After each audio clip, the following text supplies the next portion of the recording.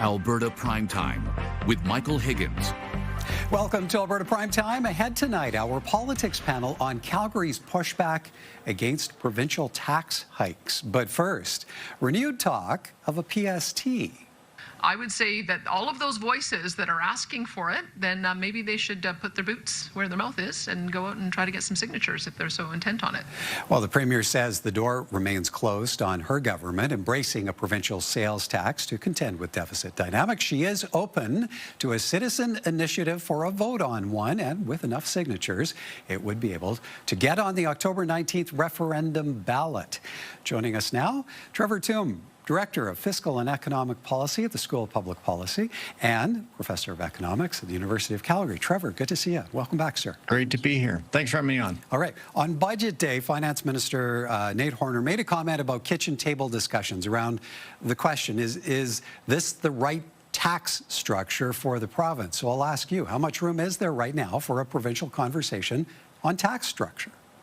Well, I think it's a conversation that makes a lot of sense, even independent of the deficit that was projected in the province's latest budget. So with $9.4 billion in terms of the deficit projected for 2026, that does raise the question around whether or not we should be thinking about ways of raising revenue. The government was quite clear in its budget that it felt it was unable to decrease spending. Indeed, they increased overall spending this year compared to last. They're trying to keep it in line with population plus inflation, though in recent years they've had to increase spending even faster than that. And so I think it's fair to say that, the current government that I think would describe itself as fiscally conservative, if we're not able to balance the books here on the spending side because of the immense pressures that Alberta faces, I think it is worthwhile having a conversation around whether or not some other sources of taxes might become part of the picture, which would be a much more stable way to fund public services than non-renewable resource revenues. So, of course, that leads to the question, how do you see a provincial sales tax maybe factoring into that new conversation? Well, it is one type of tax revenue that is relatively efficient compared to others. When we levy income taxes, for example, there can be some drawbacks there in terms of the incentive to invest or the incentive to work, because effectively you're shrinking the amount of after-tax income that would come from higher investment or increased hours work. Whereas a consumption tax only levies that tax at, as the name suggests, when you spend the dollars that you earn. And so any income that you save and don't consume out of is effectively not subject to that taxation. And so there's potential for that being a little bit better for economic growth in the province. An added benefit is that a sales tax also raises considerable revenues, about $100 million per point, off of non-Albertans, visitors to the province, for example. And so it's one, I think, important piece of having the right tax mix in the province. And again, even independent of the deficit, because of sales taxes being a little more efficient than income taxes, you could imagine increasing sales taxes in the province and then decreasing income taxes to potentially increase growth and productivity. Okay, well, I don't want to say it answers my next question, but obviously it's going to put revenue into provincial coffers. But where individual Albertans are concerned, how much of a drain would a PST take on our pocketbooks at a time of inflation, at a time when affordability is such a concern? Yeah, that's a fair, counter argument to a sales tax. Now, I think, to be clear, the revenue to fund public services has to come from somewhere. And if we're going to be borrowing it through the deficit, then we're going to be seeing an increase in the overall stock of public debt and the overall cost of interest that are associated with managing and carrying that debt. Those dollars do need to come from somewhere. And at the end of the day, Albertans are responsible for funding Alberta provincial public services. Now, a sales tax doesn't necessarily necessarily need to lower disposable income. It does depend on how it is introduced and how it's structured. If a sales tax is brought in and income taxes or other fees are reduced, then it could be a revenue neutral change. It could even be revenue negative if we use the revenue that we're raising from non-Albertans that a sales tax captures in order to lower the tax burden on Albertans. We could also think about increasing the basic exemption, the amount of income that you can earn before income taxes even kick in. So there are lots of alternative proposals here. We shouldn't just view it as introducing a sales tax in isolation of other potential changes to offset some of those costs. Okay, so part of a bigger package. We've discussed dynamics around a PST for years. It's never been something Albertans across the political spectrum have been willing to bite on. If, though, there was something that would push it across the threshold of consideration, what do you think it would be? Well, that's a political question. I think sales taxes do have the challenge that they are visible, and visible taxes tend to be less popular. Property taxes suffer from that same challenge. Many people know how much they pay in property taxes, for example, but have no clue how much they pay in income taxes, even though the latter is much larger in terms of the actual dollar impact on individuals and families. And so I think maybe to the extent that that kind of unpopularity is difficult for governments to overcome, that's fair enough. Alberta taxes do differ from other jurisdictions in many ways, and only about half of the difference between where Alberta is in terms of its overall tax rates and the next lowest tax jurisdiction is accounted for by sales taxes. And so other types of taxes, maybe like a health premium, for example, a health levy that BC, Ontario, Quebec has that former Premier Jim Prentice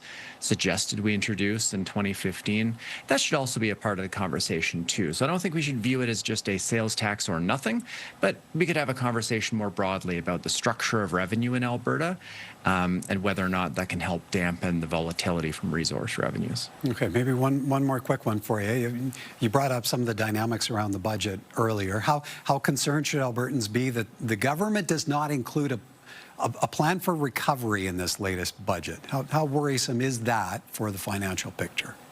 Well, it is always difficult to budget in Alberta precisely because so much of our revenue is required to come from non-renewable resource revenues, royalties largely on oil and gas. So this year we need about $23 billion in royalties just to balance the books. And because oil prices move around so dramatically, that means that that revenue source moves around so dramatically as well.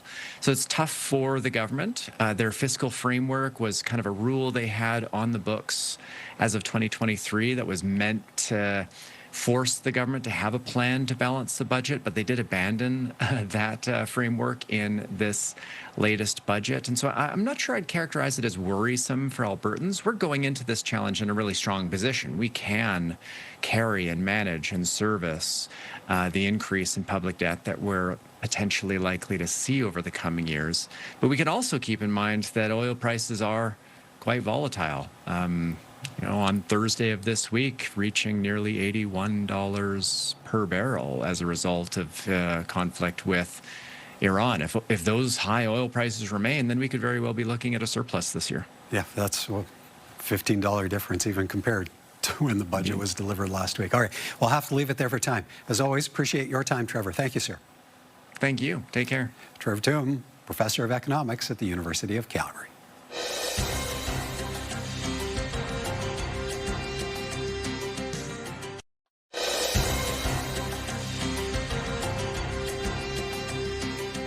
From PST talk to the suggestion of a Calgary plebiscite over provincial property tax hikes and the prospect of Canadian involvement in the escalating Middle East conflict. Time now for tonight's politics panel, and joining us this evening, Calgary-based public opinion consultant Janet Brown and John Brennan, political analyst and commentator. Good evening to you both, and let's begin with the conversation we heard before the break. Noted economist Trevor Toome on renewed dialogue around a PST in the wake of the deficit budget, and the finance minister suggesting the need for a provincial conversation on tax structure. Janet, has enough changed around the provincial financial dynamic to suggest Albertans could be convinced to shake their long-held aversion to a PST? Well, in all honesty, it's been a long time since I've done polling on this, so I just have to make a guess as to where Albertans are right now. And so a few years ago, Albertans were absolutely dead set against this idea. I think maybe Albertans are just against the idea, not so much dead set anymore. But this is a long way from being a policy that the average Albertan is going to grab onto. The Premier has dismissed it out of hand. Naheed Nenshi, the Leader of the Opposition, has dismissed it out of hand. And it's just because it is so difficult to get Albertans to agree to increase taxes. One of my favorite sayings is that we like to think we're fiscally conservative in Alberta, but we're really just tax averse. We love our services. We just don't like paying for the taxes. We just don't like paying the taxes that pay for those services. So Trevor Tooman, economist, can lay out a really convincing argument for why we need a PST. Convincing the public is another measure entirely. John, rumblings of the need for a PST. Is this just one of those perennial conversations that come up every time the provincial government hits a financial rough patch and it never goes anywhere? Or does there come a turning point? I think it is just part of the perennial conversation, Michael, and especially we have to look at the political context. We're 18 months away from a provincial election. The next provincial election is scheduled for October 17th. 2028. And so we're not going to have provincial sales tax introduced in the lead up to the next provincial election. Now, after that, there's perhaps going to be room to have a discussion about it. You know, Trevor Tooman makes a very convincing case. And I think if he went to Albertans and said, look, if you want to have these really good provincial services, healthcare, education, post-secondary education, where 2/3 of the provincial budget goes, we need to pay for them. Otherwise, we got to keep running these huge deficits and rely on oil revenues, which are not always consistent. So I think you can make the case to Albertans, but the case is not going to be made in the next 18 months, Michael. In the lead up to the election, neither the UCP or the NDP are going to advocate for a provincial sales tax. Jenna, you mentioned the Premier a moment ago. What do you make of how Danielle Smith has responded, suggesting those interested in a PST organize a citizen-initiated petition? And if they get enough signatures, a question could be on that October referendum ballot. Well, she seems to be a big fan of citizens-initiated referendums in general. So we know that we're having a referendum later this year on, 11 questions that are currently out there, probably a couple more questions before we're done. And I think she's just trying to make a joke about how unpopular this idea is. If you want to introduce a PST, then get enough signatures. And the prospect that 177,000 people are going to step forward and say, you know, yes, I'm passionate about this, that I want to pay a sales tax is hard to imagine. Yeah, I think this is just the Premier making a joke about how untenable this is. If people really wanted it, there's a way that they could get it, but it's probably not going to happen. Okay, tensions are building over taxation of another sort. Calgary's mayor floating a plebiscite to push back against increases in Alberta's education property tax, something that will hit Calgarians especially hard. We want to be willing partners to be able to partner when we can. We want to partner as much as we possibly can, but we're willing to push back as well when we have to. And to see this level of overtaxation and underrepresentation, it begs some serious questions. The mayor held a special meeting of council Wednesday to discuss what the city can do about the situation. He says Calgary isn't seeing a return in investments coming back from the province, comparing the situation to federal equalization, and says maybe it's time a plebiscite be held about payments to the province, similar to a provincial referendum question about equalization. That was held 5 years ago. John, surprised to see Calgary Council, with Mayor Farkas leading the way, pushing back to the point of threatening a plebiscite. Well, there's certainly an issue, and it goes to show you, Michael, the duplicity of Nate Horner and Danielle Smith with their provincial budget, saying they hadn't increased taxes, when in fact they've increased the educational portion of property taxes significantly, and by a significant amount in Calgary, $339 for the average household and $154 for the average household in Edmonton, as well, of course, as all the other increases they brought in, increasing the hotel tax, bringing in a rental car tax, increasing vehicle registration fees, and a whole host of other things. So there are increases in taxes and fees in this budget, even though they claim that there aren't. And, you know, Mayor Farkas is pointing this out, that this is a significant increase, which is really going to impact residential and business property taxpayers in Calgary. And, you know, he's making the point to Danielle Smith and to Nate Horner and the UCP government that he's going to fight it, and he's certainly going to raise the issue as he has, so that when Calgarians get their property tax notices in May, they know why their property tax bill has gone up so much. Janet, how do you see the prospect of a plebiscite actually fitting into this conversation? What value might it have? Well, I think it's really interesting to see the mayor try to draw a parallel with equalization. Calgary's got the highest home values in the province. And so, you know, to live in a comparable home in Calgary, you're going to spend a lot more on that house than you would in Edmonton or elsewhere, and you're going to spend a lot more taxes. And so, yes, I think this is a great parallel for the mayor to be leaning into. Trevor Tombe could do a much better job explaining this than I could. But, you know, income taxes, that people who have high incomes pay them. Consumption taxes, people who buy a lot of stuff pay those.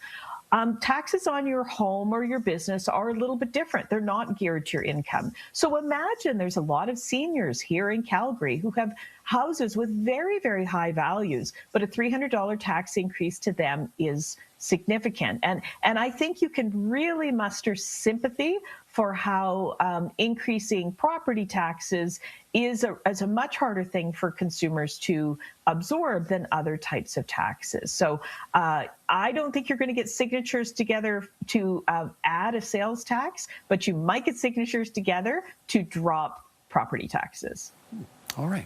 Time for us to take a bit of a break. But when we come back, the escalating conflict in the Middle East and comments from the Prime Minister. More from our politics panel in a moment.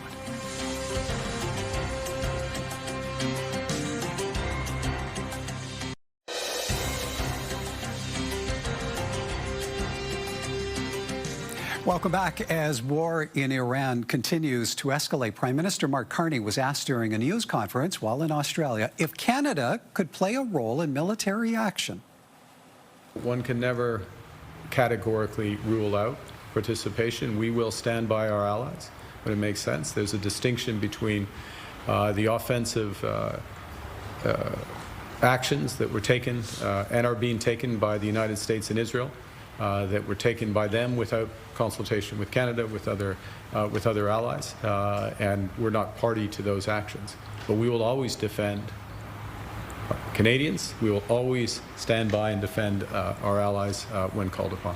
Now, explosions lit up the sky over Tehran overnight as fighting entered the sixth day. According to an Iranian government agency, more than 1,200 people have been killed. Meanwhile, Iran launched a new wave of attacks at Israel, American bases, and other countries in the Middle East. Iran's foreign minister has suggested the U.S. will bitterly regret sinking an Iranian warship in the Indian Ocean, and a high-ranking clerical official has called for Donald Trump's blood during a state television appearance. Janet, what kind of door do you see the PM opening here by not ruling out military participation? What's it say about evolving Canadian foreign policy? Well, this is a very volatile situation, so I don't blame him by trying to keep his options open. I think there's about a dozen countries who are being affected by this conflict right now, and I don't see Canada arm in arm with the U.S. attacking Iraq, but there may be other things that come up as this situation evolves and the Prime Minister wants to keep his options open. You know, when we elect politicians, we want them to have a platform, we want them to tell us where they stand on every issue, but at the end of the day, surprising things come up. And the most important thing we want from our politicians is good judgment when the unexpected comes up.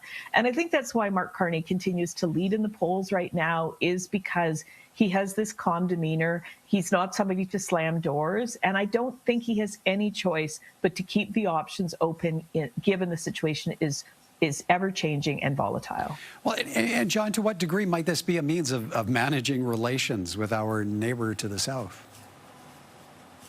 It's all about managing relations with our neighbor to the south, Michael, because Mark Carney does not want to do anything that is going to upset Donald Trump, who we know is a very mercurial politician, as we're in the stages of ramping up for the renegotiations of the CUSMA agreement between Canada, the United States, and Mexico. So, you know, he's walking a tightrope here. He does not want to be offside with the U.S. president, but he's also not going to involve Canada in a shooting war in Iran with the United States and Israel. So I can see that down the road, Canada might participate, perhaps with its Navy, in a defensive posture, perhaps in the Mediterranean, perhaps even in the Persian Gulf, protecting Canada and the United States as allies in the Persian Gulf and in the Mediterranean. But I certainly don't see Canada participating in an offensive war in Iran alongside the United States and Israel. Janet, Iran calling for Donald Trump's blood? How worrisome a situation overall is this evolving into?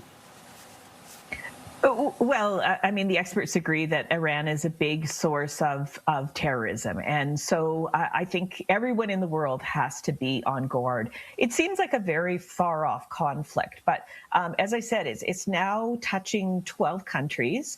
The Dubai airport is an airport where many people would have flown through at some time, and it is now it's now struggling to stay operational. So you know, I think everybody's got to watch this conflict closely, and I think we just need calm, prudent decision making from our leaders right now. John, the PM is in Australia.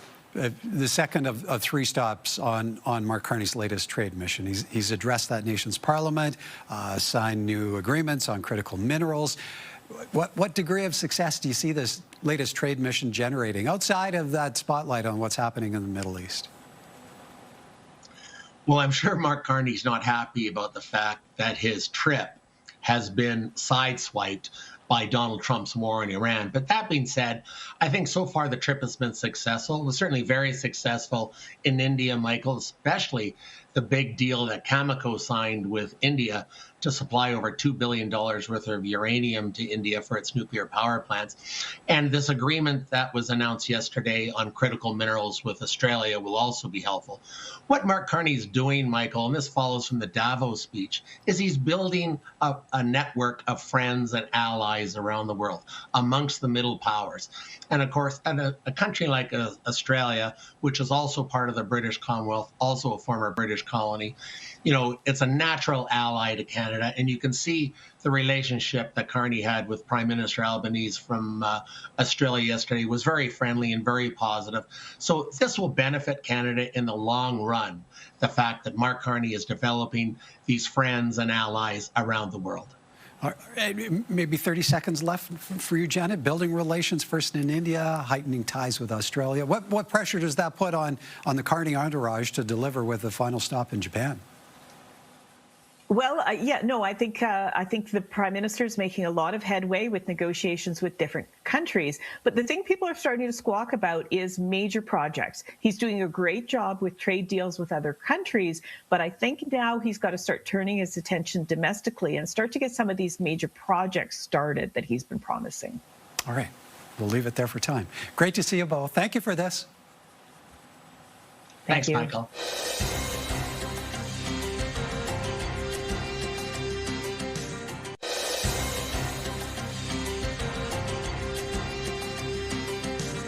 Now, here are a few responses to a recent story posted by CTV News. It's about big city mayors pushing back on collecting provincial property taxes. Chris writes, what did we think would happen when they agreed to spend more money on education? Imagine how much worse it would be if the unions managed to demand more. Willow says Conservatives apparently aren't any better at managing finances.